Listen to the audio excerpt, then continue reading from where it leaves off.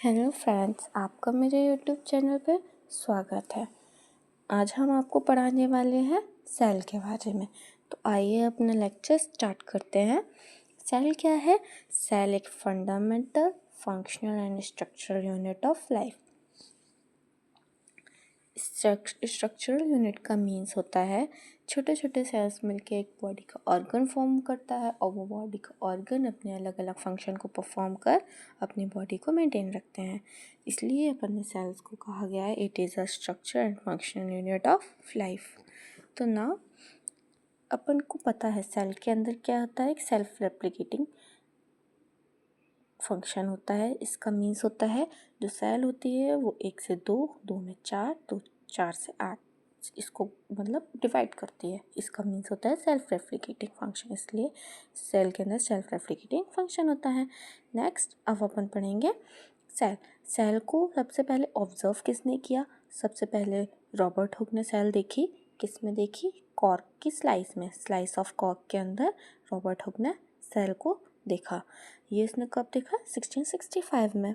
Now अब अपन पढ़ेंगे ऑर्गेनिजम्स होते हैं, बहुत सारे ऑर्गेनिज्म होते हैं अपने, देखा पता ही होगा अपनी पूरे वर्ल्ड में काफ़ी सारे ऑर्गेनिज्म पाए जाते हैं। कुछ होते हैं मल्टीसेलुलर और कुछ होते हैं यूनिसेलुलर। यूनिसेलुलर वो होते हैं जो एक सिंगल सेल से बने होते हैं। मल्टीसेलुलर वो होते हैं जो बहुत सारी सेल से मिलके बने हुए होते हैं, जैसे कि अपन लोग ह्यूमंस हुए, एनिमल्स हुए, ये सब कौन होते हैं? Multicellular organism. और यूनिसेलुलर ऑर्गेनिज्म के अंदर आते हैं बैक्टीरिया, फंजाई, बहुत सारे ऐसे ऑर्गेनिज्म जो लोअर कैटेगरी में आते हैं, उन्हें अपन यूनिसेलुलर ऑर्गेनिज्म बोलते हैं ना। अब सेल का डायमीटर कितना होता है? 2 से 2.2 से 120 माइक्रोमीटर सेल का डायमीटर होता है। तो अब अपन पढ़ेंगे सेल का डायग्राम को। यहाँ आपको दिख रहा होगा सेल का डायग्राम। तो ये अपनी एक सेल है। सेल के सेंटर में न्यूक्लियस होता है, इसको न्यूक्लियस बोलते हैं। न्यूक्लियस के अंदर क्या पाया जाता है? डीएनए पाया जाता है। और जो डीएनए के अंदर होते हैं वो भी अपनी जेनेटिक इंफॉर्मेशन इसके अंदर रहती है डीएनए में, इसलिए अब अपन उसके बाद पढ़ेंगे सबसे आउटर लेयर। सेल की सबसे आउटर लेयर को बोलेंगे अपन सेल मेम्ब्रेन या प्लाज्मा मेम्ब्रेन। ओके। और सबसे अंदर इसके अंदर फिल रहता है पूरे फ्लूइड, उसको अपन बोलते हैं साइटोप्लाज्म। हाँ, ये होते हैं लाइसोसोम। ये क्या करते हैं? जब भी अपनी सेल के अंदर कोई भी बैक्टीरिया है या वायरस एंटर कर जाता है, अगर अपनी सेल को पता चल जाता है या कोई भी ऐसी फॉरेन बॉडी है जो अपनी सेल को इन्फेक्ट कर सकती है, तो ये लाइसोसोम खुद फट के उस सेल को आस पास में सेल को बचाते हैं। मीन्स जैसे कि मान लीजिए अपनी कोई भी ये सेल ख़राब हो रही है, इससे टच होके एक और सेल है यहाँ पे इससे टच में, तो अगर ये सेल ख़राब हो रही है तो ये अपने आप ये लाइसोसोम वर्क करेगा कि अब खुद को ही सुसाइड कर लेगा। जैसे कोई सुसाइड यानी कि अपन खुद को मार लेते हैं, उसी तरीके से ये लाइसोसोम क्या करता है? खुद ही ब्लास्ट हो जाएगा और इस सेल को अपनी सेल को ख़त्म कर देगा, जिससे क्या होगा? इसकी जो बगल वाली जो सेल है वो इन्फेक्ट होने से बच जाएगी। इसी तरीके से इसके अंदर होते हैं एंडोप्लाज्मिक रेटिकुलम। एंडोप्लाज्मिक रेटिकुलम्स क्या करते हैं? ये यहाँ पे ये जो एंडोप्लाज्मिक रेटिकुलम होता है वो 2 टाइप का होता है, एक रफ एंडोप्लाज्मिक रेटिकुलम और एक स्मूथ एंडोप्लाज्मिक रेटिकुलम। ये एक ट्यूब लाइक स्ट्रक्चर दिख रहा है, ये इस टाइप से ट्यूब लाइक स्ट्रक्चर दिख रहा है, इसको ही अपन बोलते हैं एंडोप्लाज्मिक रेटिकुलम। ये क्या वर्क करता है कि इसके अंदर राइबोसोम्स प्रेजेंट रहते हैं। राइबोसोम्स अगर प्रेजेंट रहते हैं तो उसको रफ एंडोप्लाज्मिक रेटिकुलम बोल देते हैं। जिसके ऊपर राइबोसोम प्रेजेंट नहीं होते हैं उसको अपन स्मूथ एंडोप्लाज्मिक रेटिकुलम्स बोल देते हैं। ये जो ट्यूब लाइक स्ट्रक्चर है, ये ट्यूब्यूल्स होता है, ये क्या करता है? फूड को स्टोर करके और एक जगह से दूसरी जगह को पहुंचाने में हेल्प करता है। अब जैसे कि अपन ने देखा डीएनए में जेनेटिक मटेरियल, ये अपन देख चुके हैं। अब इसके अंदर और क्या होता है? ये माइटोकॉन्ड्रिया का क्या वर्क रहता है? एटीपी का सिंथेसिस करना, यानी कि एटीपी को फॉर्म करना। नाउ अब देखेंगे गोल्गी बॉडी यानी कि गोल्गी कॉम्प्लेक्स, दोनों का एक ही मीन्स होता है। गोल्गी कॉम्प्लेक्स का वर्क क्या होता है? कलेक्ट करके packs and distributes molecule made by the cell, यानी कि जो भी खाना बनाया है उसको पैक करके और भी लोगों को देना। एग्जाम्पल जैसे अपना मम्मा करती है, खाना बनाती है और अपने घर वालों को देती है। इसका वर्क रहता है कि खाने को यानी कि सेल ने जो भी फूड बनाया है, माइटोकॉन्ड्रिया ने जो भी एटीपी सिंथेसिस किया है, उसको पैक करके और भी अपनी बॉडी के ऑर्गन्स तक पहुंचाना। बॉडी के ऑर्गन नहीं, सॉरी, सेल के ऑर्गन्स तक ना। अब ये राइबोसोम होता है। राइबोसोम का वर्क रहता है प्रोटीन का सिंथेसिस करना, प्रोटीन को फॉर्म करना। ये केमिकल मैसेंजर होते हैं जो कि पूरे सेल में रहते हैं। देखो ये छोटे छोटे डॉट्स दिखाई दे रहे हैं, ये सब क्या है? अपने राइबोसोम से ना। ये वैक्यूल है। वैक्यूल क्या करता है? ये वैक्यूल के अंदर फैट्स और लिपिड्स वगैरह स्टोर रहता है ना। ये क्या है? पेरोक्सिसोम। पेरोक्सिसोम क्या करता है? Vessels that contain enzymes. इसके अंदर बहुत सारे एंजाइम्स वगैरह रहते हैं जो कि फंक्शंस में, अलग अलग फंक्शंस में हेल्प करते हैं। अब ये सेंट्रॉइल का मीन्स एक टाइनी ऑर्गन होता है जो कि कब कब हेल्प करता है? डिवीज़न के टाइम पे हेल्प करता है। ये एक छोटा सा हमने आपको बताया है कि सेल के अंदर क्या क्या होता है, किसका तो छोटे छोटे फंक्शंस उनके क्या हैं। इनके बारे में अपन डिटेल में आगे बढ़ेंगे। नाउ अपन पढ़ते हैं कि सेल की थ्योरी किसने दी, सेल थ्योरी के बारे में। सेल थ्योरी की तरफ अपन आगे बढ़ते हैं। सेल थ्योरी सबसे पहले दी थी स्लेडन एंड स्वान ने। स्लेडन जो कि एक बॉटनिस्ट थे, स्वान जो कि एक जूलॉजिस्ट थे। इन्होंने दोनों ने मिलकर एक सेल थ्योरी प्रोवाइड की जो कब थी? उन्होंने 1839 में। इन्होंने बताया कि all the living things are made up of cell. सारे लिविंग थिंग्स जो भी होते हैं किससे बने होते हैं? सेल से बने हुए होते हैं। Cell are the smallest working unit of the life. ये क्या है?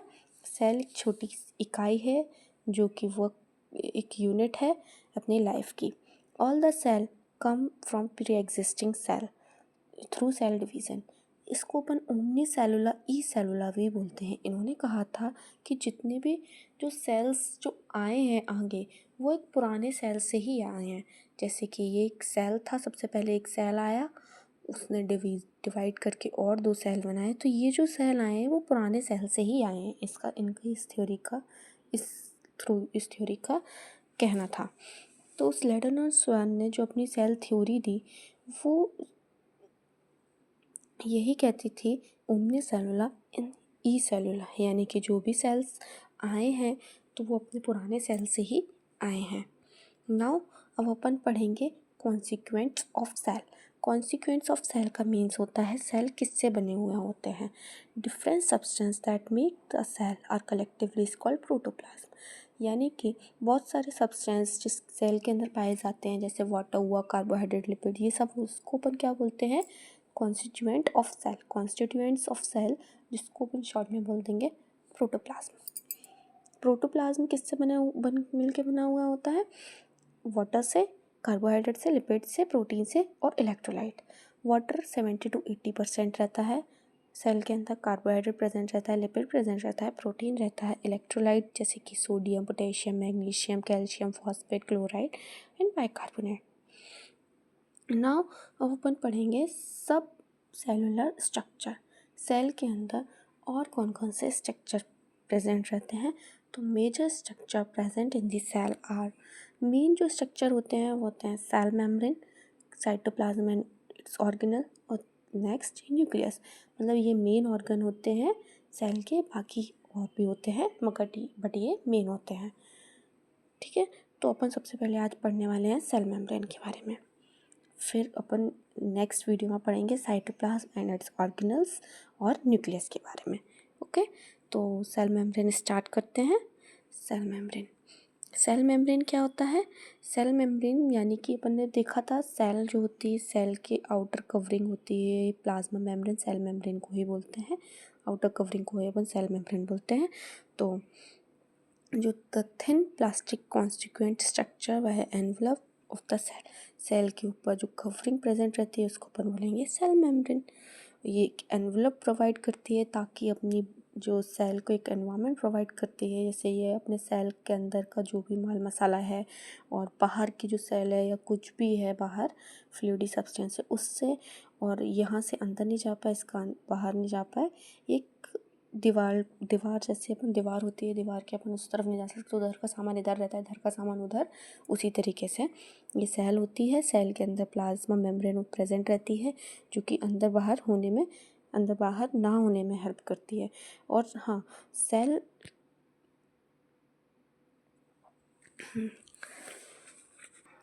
और इसके पास बहुत सारे ऐसे चैनल्स होते हैं जिसकी मदद से, जैसे मान लो इसको वाटर की ज़रूरत है तो ये चैनल क्या करेगा, ओनली वाटर को अंदर आने देगा, बाकी किसी को भी नहीं।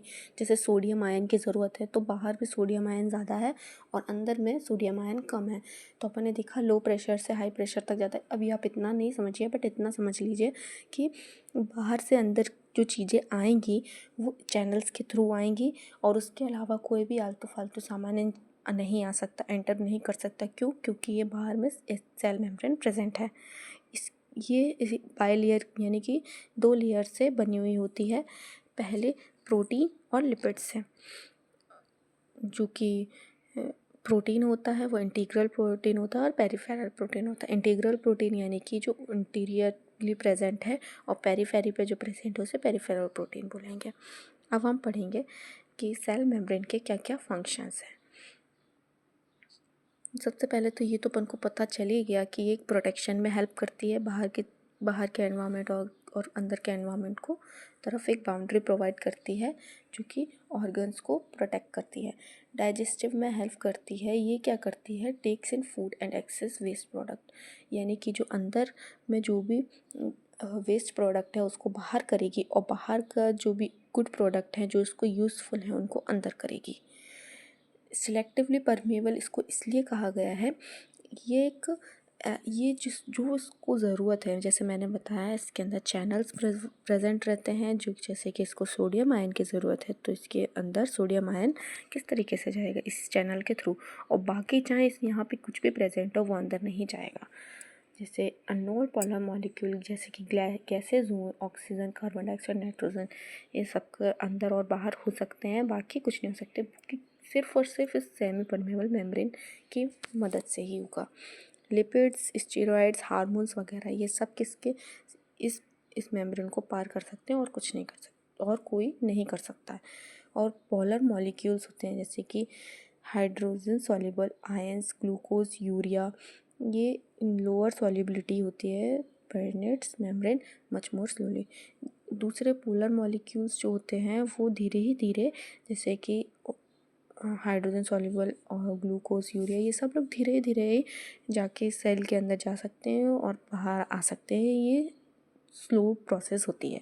Chemical and physical properties of membrane control the free passage of ion in and out of the cell. This property help in maintain component in ICF and ECF. ICF और ECF के बारे में हम आपको काफ़ी अगली लेक्चर में बताएंगे अच्छे से, और अभी आप इतना समझिए कि ये केमिकल और फिजिकल प्रॉपर्टीज़ में फ्री पैसेज आयंस को अंदर और बाहर होने में हेल्प करती है। जो मैंने सोडियम और पोटेशियम के बारे, सोडियम पोटेशियम पंप एक प्रेजेंट रहता है जो सोडियम आयन को अंदर भेजता है, पोटेशियम को बाहर, और पोटेशियम को जब जिसका ज़्यादा और ये एक जंक्शन प्रोवाइड करती है। जंक्शन का मीन्स होता है एक दीवार प्रोवाइड करती है टिश्यूज़ और अंदर सेल्स के बीच में। और इसकी इंसुलेटिंग प्रॉपर्टीज़, ये it act as a dielectric material, ये एक डाइइलेक्ट्रिक मटेरियल की तरह वर्क करती है। ये है हाई इंसुलेटिंग डाइइलेक्ट्रिक मटेरियल की तरह वर्क करती है, इसलिए इसको अपन हाई इंसुलेटिंग वैल्यू भी बोलते हैं। तो ये अपन ने पढ़ लिया यहाँ पे सेल मेम्ब्रेन के बारे में। नाउ अब अपन सेल ऑर्गन्स के बारे में नेक्स्ट लेक्चर में पढ़ेंगे। अगर आपको वीडियो पसंद आए तो लाइक और सब्सक्राइब करें, और अगर कोई भी छोटी मोटी गलती हुई हो तो कृपया कर मुझे माफ़ करें।